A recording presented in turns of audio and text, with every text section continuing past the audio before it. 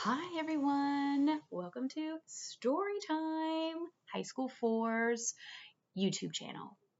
This is our very first video and we have a very special guest in the house tonight who cannot wait to be a part of our show.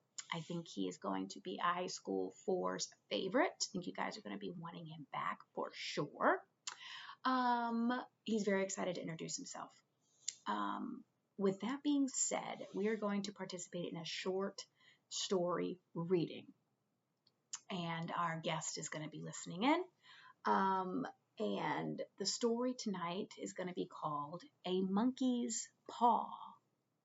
And this is going to be a horror story. Yes, it's supposed to be very, very scary.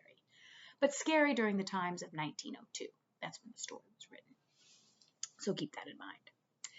Now, as we are introduced to story, I want you to think about if you were given the opportunity to be granted a wish, would you take that opportunity? Hands down, take it.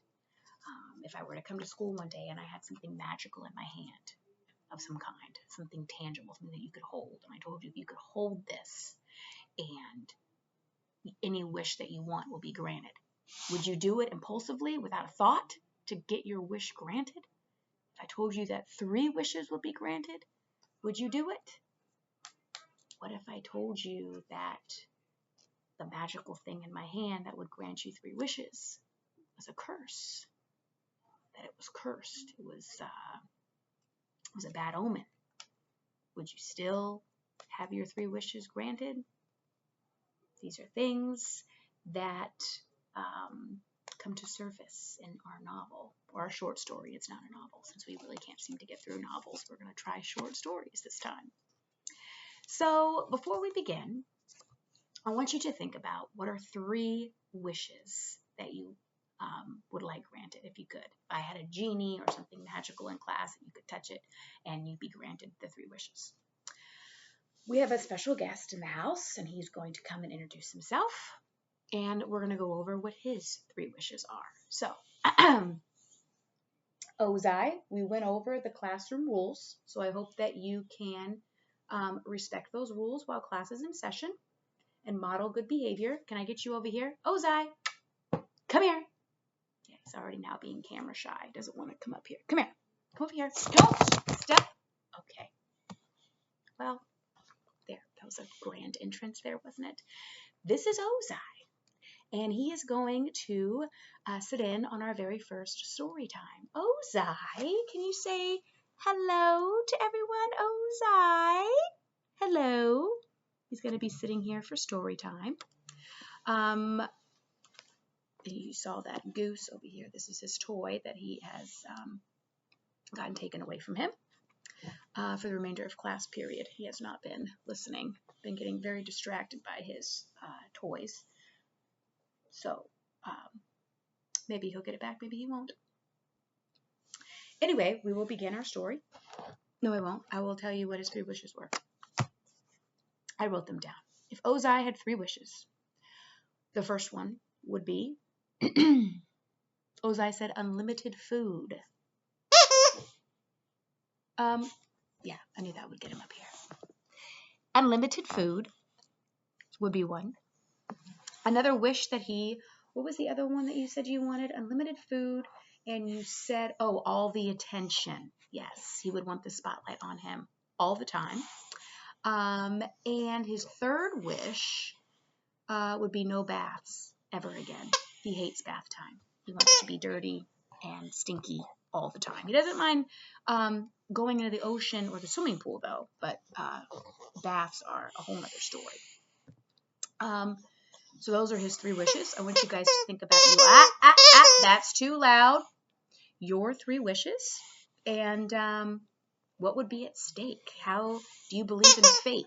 Do you believe that fate is a real thing and that there are serious consequences if people interfere with that?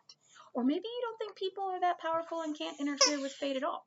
I don't know. These questions are going to come and surface in our story. So, Ozai, class is in session, so I need you to have a seat. Sit down.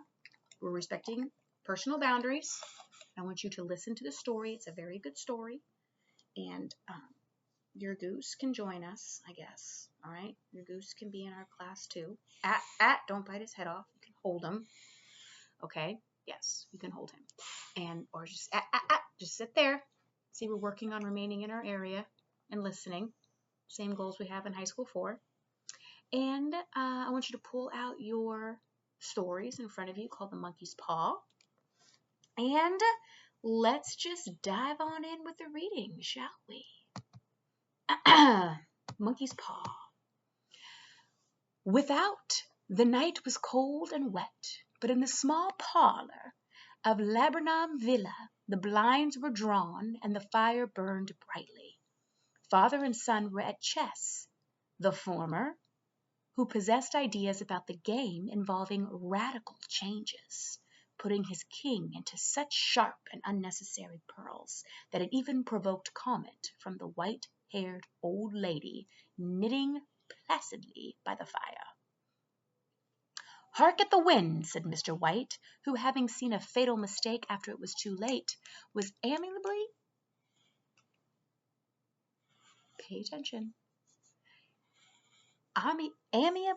desirous of preventing his son from seeing it.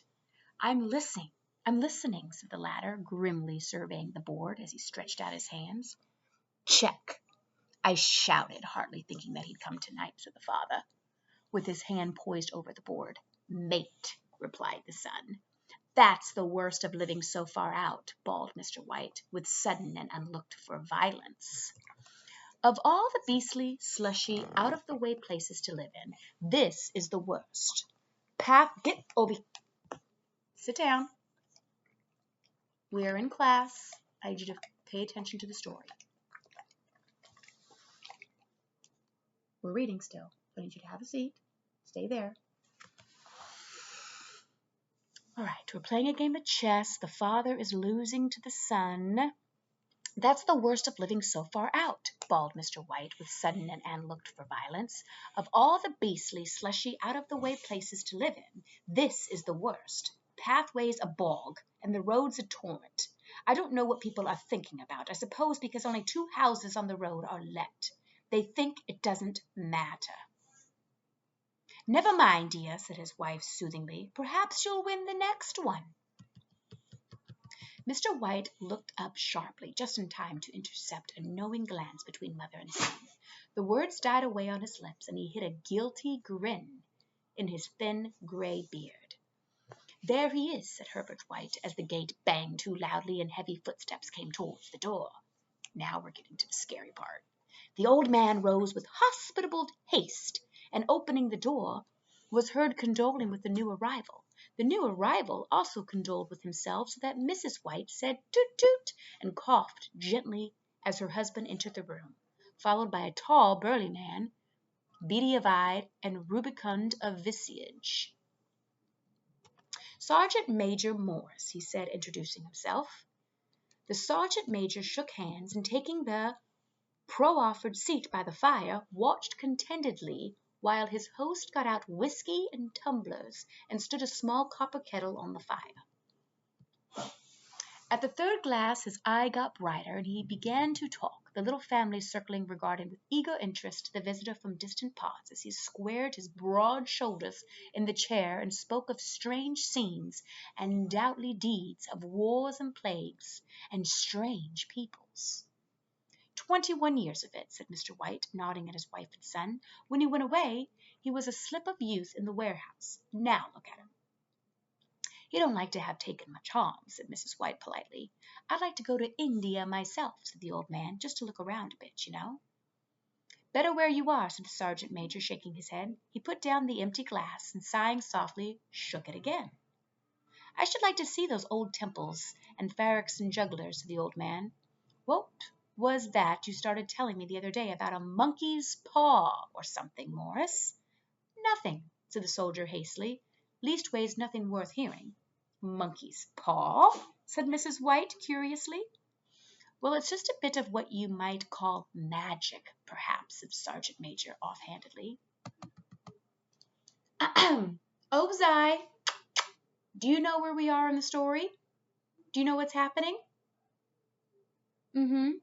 It's taking place in India, in the living room. Get over here. They're sitting by a fire. Yes, you are correct. What game are they playing? Yes, chess. Who's playing chess? Look at me. Look at me.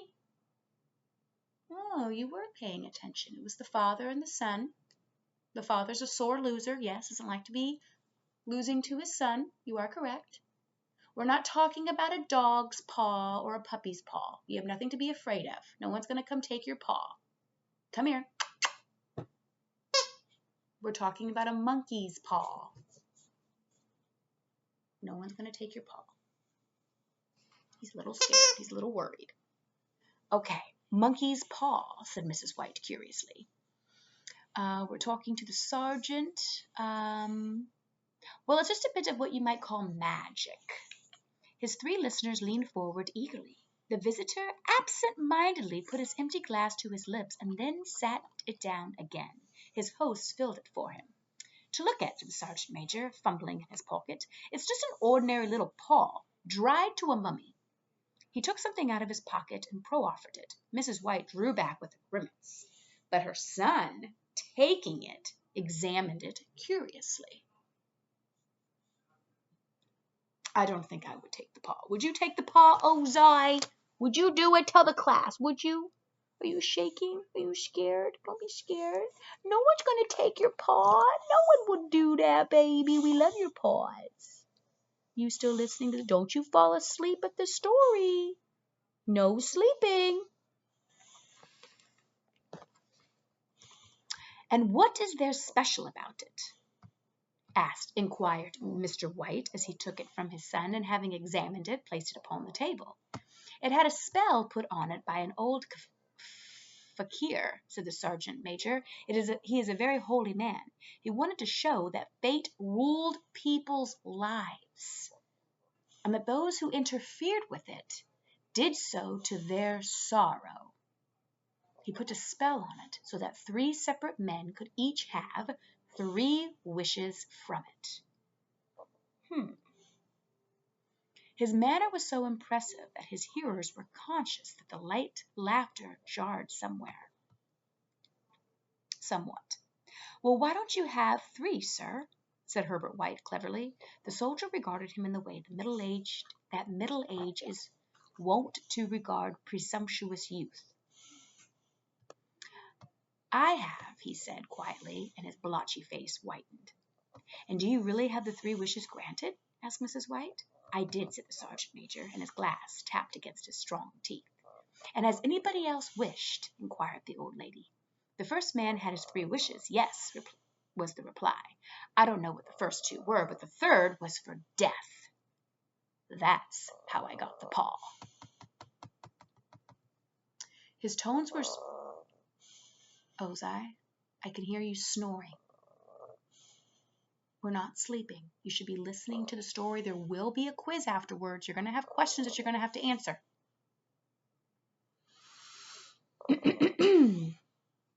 His tones were so grave that a hush fell upon the group. If you've had your 3 wishes, it's no good to you now, then, Morris, said the old man at last. What do you keep it for? So, I don't know about you guys, Ozai. I don't know about you. But if someone told me that they had something magical in their hands and it was a monkey's paw and that there was a curse on it and that the person before it had all 3 of his wishes granted and then that also in his last wish was death and that's how you got the monkey's paw, I think at this point I would ask this person to leave my house. I would not be entertaining this or talking about it. I'd be freaked out for sure. So if this was me in the story would end here for sure. There would be no further discussion about the paw. Let's keep going. So these people are probably stupid and going to take 3 wishes. That's my inference, what I'm going to make. So if you had your 3 wishes, if it's no good to you now, then Morris, said the old man at last, what do you keep it for? The soldier shook his head. Fancy, I suppose, he said slowly. If you could have another 3 wishes, said the old man, eyeing him keenly, would you have them? I don't know, said the other. I don't know. He took the paw and dangling it between his front finger and thumb, suddenly threw it upon the fire. White, with a slight cry, stooped down and snatched it off. Better let it burn, said the soldier solemnly. If you don't want it more, said the old man, give it to me. I won't, said his friend doggedly. No, I didn't say dog. It's doggedly. It's an adverb. I threw it on the fire. If you keep it, don't blame me for what happens. Pitch it on the fire again like a sensible man. Yes, please, Mr. White, do not take it out of the fire. Don't be scared. Don't be scared, Ozai. The other shook his head and examined his new possession closely. How do you do it? He inquired. Hold it up to your right hand and wish aloud, said the sergeant major, but I warn you of the consequences.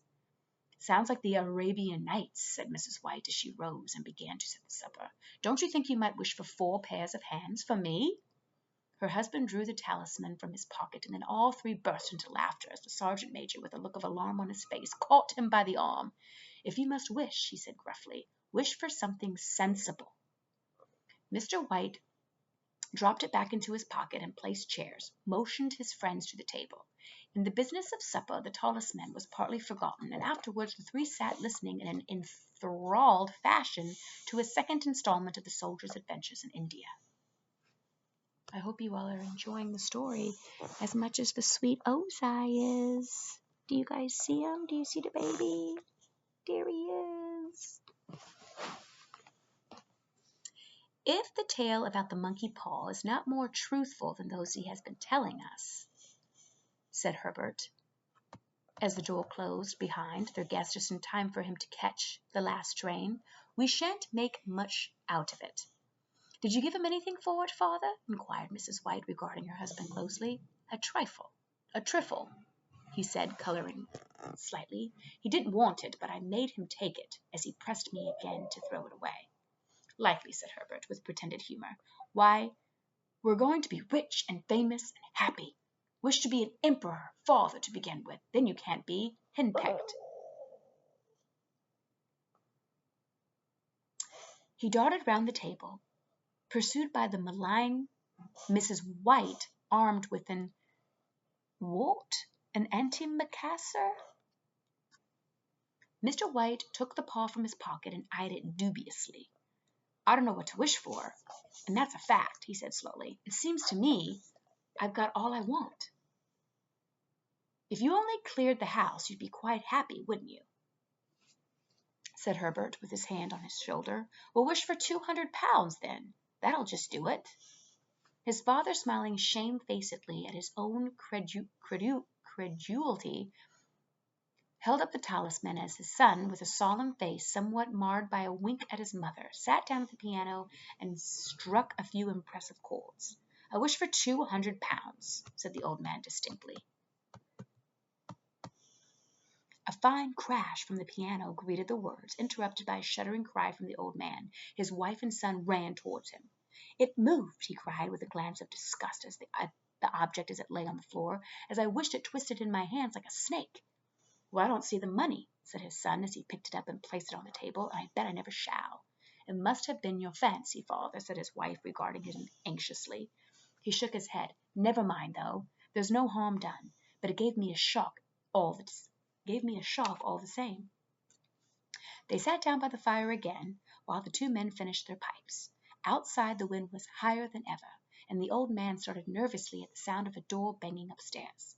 A silence unusual and depressing settled upon all three, which lasted until the old couple rose to retire for the night. I expect you'll find the cash tied up in a big bang in the middle of your bed, said Herbert, as he bade them good night, and something horrible squatting up on the top of the wardrobe, watching you as you pocket your ill-gotten gains. He sat alone in the darkness, gazing at the dire fire, and seeing faces in it. The last face was so horrible and so simian that he gazed at amusement. It got so vivid that with a little uneasy laugh it felt on the table for a glass containing a little water to throw over it. His hand grasped the monkey's paw, and with a little shiver he wiped his hand on his coat and went up to bed. And that is the end of part 1. So now we're going to have a little discussion about what we just read. I want us to kind of understand the characters at play, the setting, what are some themes, do we have the exposition, do we have the rising action going on, what's the conflict, what can you infer is going to happen next, and also I want you to start thinking about some natural consequences that might play out with some of these wishes. Maybe take a look at your own 3 wishes that you have at your desk. They might sound all grand and wonderful and can bring you so much happiness and fulfillment, maybe, but what would be some consequences that could come about if those wishes were granted? And as you think about those consequences, do you think the wishes would even be worth it? Maybe the whole point is just finding your own happiness in the moment and not wishing our lives away. What do you think about fate? Are people really in control of their lives? What do you think, Ozai? Don't you leave this classroom. Don't leave the classroom. We are not done yet. Ozai? That's what I thought. Thank you very much. Thank you for coming to story time. Thank you all for listening. I want you all to get your notes done, your vocab done, answer some questions that you have on your papers, and stay tuned for tomorrow's lesson. Bye.